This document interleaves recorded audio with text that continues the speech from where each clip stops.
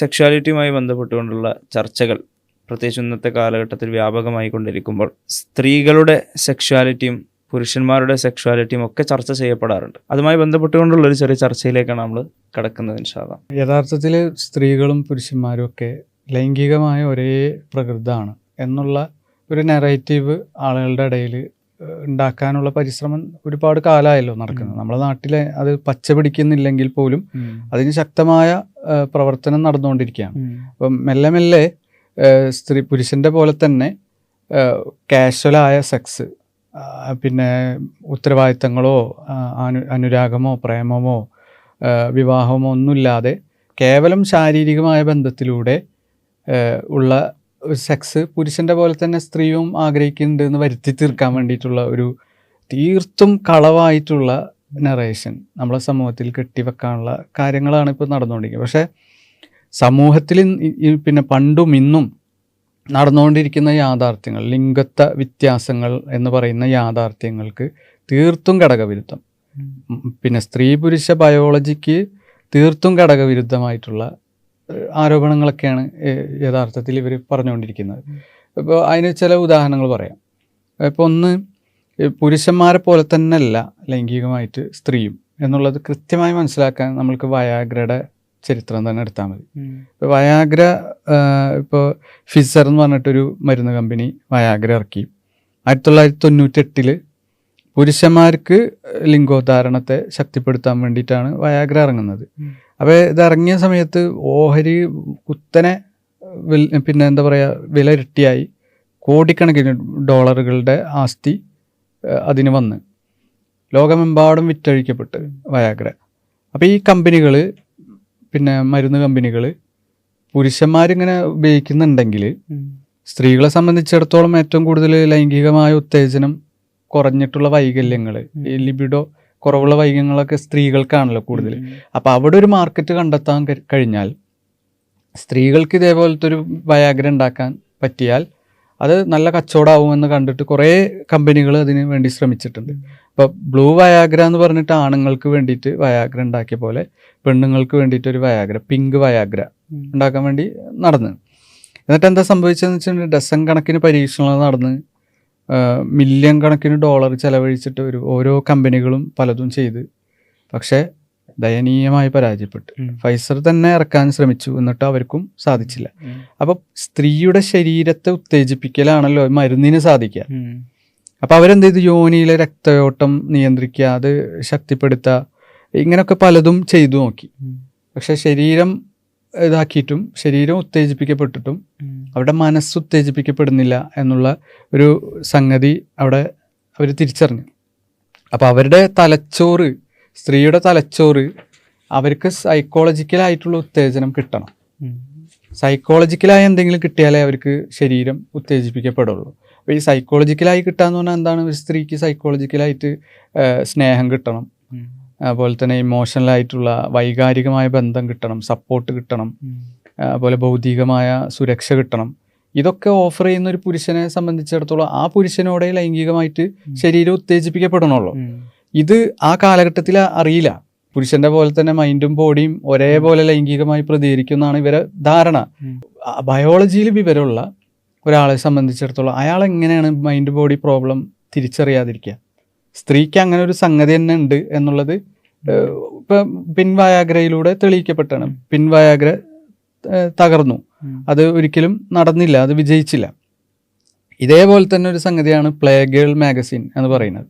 Play girl magazine എന്ന് പറയുമ്പോൾ 1970കളിൽ ഒരു നിശ ക്ലബ്ബ്, പിന്നെ നൈറ്റ് ക്ലബിൻ്റെ ഉടമയായിട്ടുള്ള ഡഗ്ലസ് ലാംബർട്ടിന് ഒരു ആശയം ഉദിക്കുകയാണ്. ഈ പ്ലേ ബോയ് മാഗസിൻ ഒരുപാട് ആണുങ്ങൾ വാങ്ങും. സ്ത്രീകളുടെ നഗ്നതയും അവരുടെ ശരീരമൊക്കെ കാണാൻ എന്നുള്ളത് പുരുഷന്റെ വിഷ്വൽ ക്യൂ അത്രയും പ്രധാനപ്പെട്ടതായതുകൊണ്ട് കുറേ പേര് വാങ്ങും, കോടിക്കണക്കിന് കാശുകളുണ്ടാക്കി. അപ്പോൾ ഇയാൾക്ക് തോന്നി, എന്തുകൊണ്ട് പ്ലേ ഗേൾ മാഗസിൻ ഇറക്കിക്കൂടാ? പുരുഷന്റെ പിന്നെ ശരീരവും പുരുഷന്റെ ലൈംഗികാവയവങ്ങളൊക്കെ സ്ത്രീയും കാണട്ടെ, അങ്ങനെ കുറേ കച്ചവടം നടക്കുമല്ലോ എന്ന് വിചാരിച്ചിട്ട് മൂപ്പരെന്ത് ചെയ്തു, ഒരു ഫെമിനിസ്റ്റിനെ കൊണ്ടുവന്ന് പ്ലേ ഗേൾ മാഗസിൻ തുടങ്ങി. അപ്പോൾ അന്നത്തെ മാഗസിൻ്റെ എഡിറ്റർ ഇൻ ചീഫ് പിന്നെ ഒരു മിതവാദി ഫെമിനിസ്റ്റ് ആയിട്ടുള്ള മരിൻ സ്കോട്ട് മിലാൻ എന്ന് പറഞ്ഞിട്ടൊരു സ്ത്രീയാണ്. അവർ എന്ത് ചെയ്തു, സ്ത്രീകളുടെ നഗ്നചിത്രങ്ങൾ പോലെ തന്നെ പുരുഷന്മാരുടെ നഗ്നചിത്രങ്ങൾ, സെലിബ്രിറ്റികളുടെ നഗ്നചിത്രങ്ങളൊക്കെ വെച്ചിട്ട് ഈ പ്ലേഗേൾ മാഗസീൻ ഇറക്കി.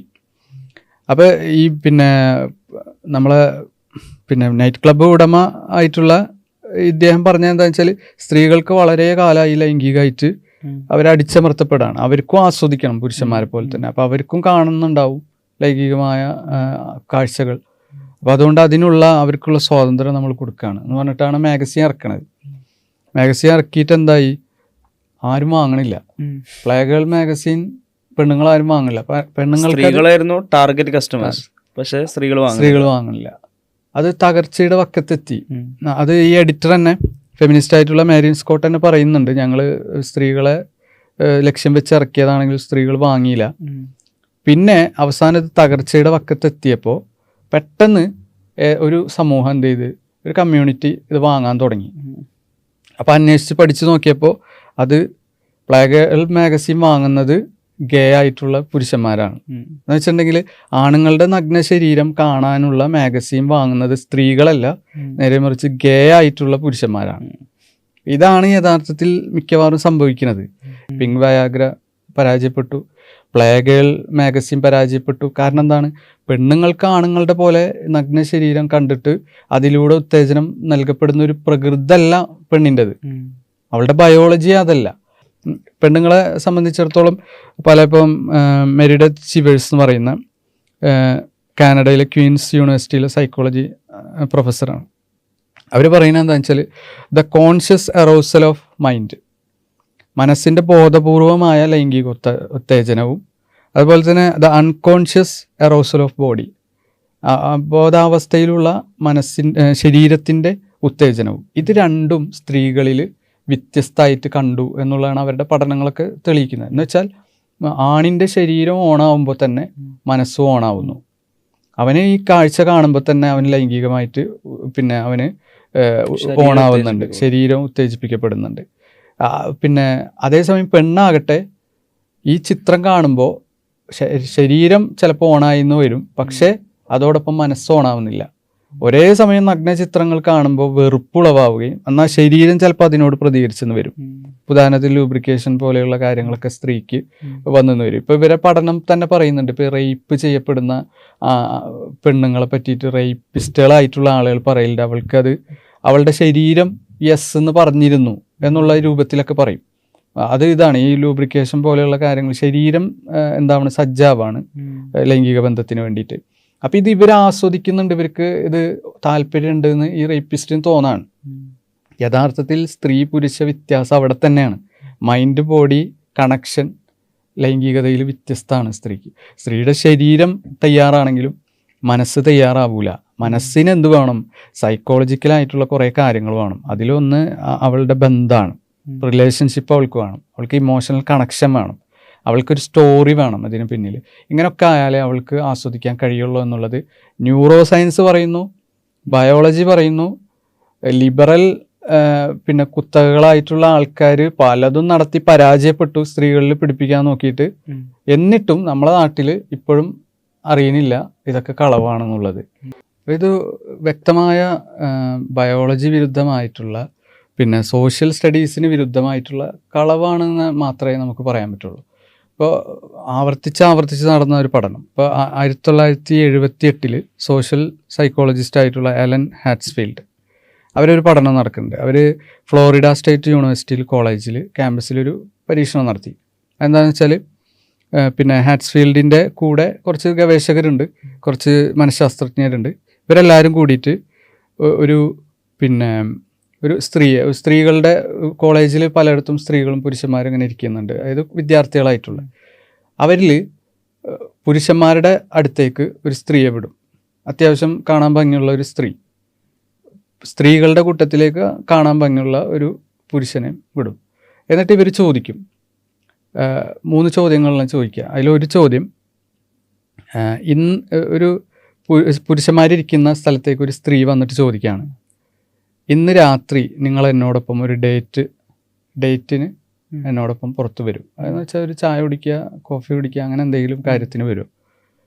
അതുപോലെ തന്നെ നിങ്ങൾ ഇന്ന് രാത്രി എൻ്റെ ഒപ്പം അപ്പാർട്ട്മെൻറ്റിൽ വരുമോ? അടുത്ത ചോദ്യം. മൂന്നാമത്തെ ചോദ്യം, ഇന്ന് രാത്രി നിങ്ങൾ എന്നോടൊപ്പം ഉറങ്ങാൻ വരുമോ? 3 ചോദ്യങ്ങൾ. ഈ ചോദ്യങ്ങളുടെയൊക്കെ വ്യത്യാസം നമുക്ക് മനസ്സിലാക്കാമല്ലോ. ഒന്നും കേവലം ശാരീരികമായ സെക്സിന് ഉള്ള ക്ഷണമാണ്. മറ്റേത് എന്തെങ്കിലുമൊക്കെ ഒരു ചെറിയ കണക്ഷൻ ഉണ്ട് അപ്പാർട്ട്മെൻറ്റിലേക്ക് വിളിക്കുമ്പോൾ. ഫസ്റ്റത്തെ എന്താണെന്ന് വെച്ചാൽ നമ്മൾ ഇമോഷണലായിട്ടുള്ള സ്നേഹബന്ധത്തിലൂടെയുള്ള ക്ഷണമാണ്. അപ്പോൾ ഇതിനോട് പ്രതികരിച്ചത് എങ്ങനെയാണ്, പുരുഷന്മാർ സ്ത്രീകൾ എങ്ങനെ പ്രതികരിച്ചതെന്നാണ് ഇവരെ പഠനം. അപ്പം ഇന്ന് രാത്രി എന്നോടൊപ്പം ഒരു ഡേറ്റ് എന്നോണം പുറത്തേക്ക് വരുമോ, എൻ്റെ ഒപ്പം കൂടെ വരുമോ എന്ന് ചോദിച്ചപ്പോൾ പിന്നെ അതേ എന്ന് പറഞ്ഞ പുരുഷന്മാർ 50%. പിന്നെ അപ്പാർട്ട്മെൻറ്റിലേക്ക് വരുമോ എന്ന് ചോദിച്ചപ്പോൾ അതേ എന്ന് പറഞ്ഞ പുരുഷന്മാർ 69%. കൂടി വരുന്നു.